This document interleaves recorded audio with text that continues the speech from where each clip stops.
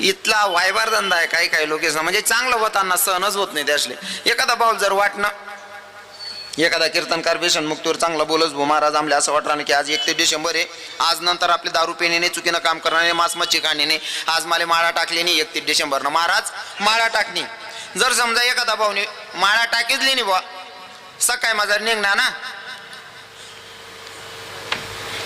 त्यांनाच मित्र बावड्यो तू का माळ करी होई घ्या रे,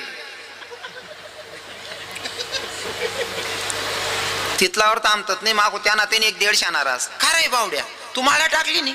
हा भो रात्री रवी किरण महाराज कीर्तन होतं चांगलं सांग राहता, दारू पिऊ नाही मटण मासा खाऊ नाही, माळा टाकली नाही. मग शांत राहू ना, आखो एखादा इथला नीच राहस ना. का रे बावड्या तुम्ही ते काटकीन करणे उदारी बाकी येणार आहे, कितला नीच धंदा आहे हो. हा कितला वायभार पण आहे महाराज, एवढा वायभार लोकेश येतच कितलं बी चांगलं राहिलं तरी किडा पाडतच हो. आणि लोकेश ना काय काय काय ते घरनाच किडा पाडणारा राहतात. एक पोऱ्या म्हणे बाबा माल माळा टाकण्याचे म्हणे असं बार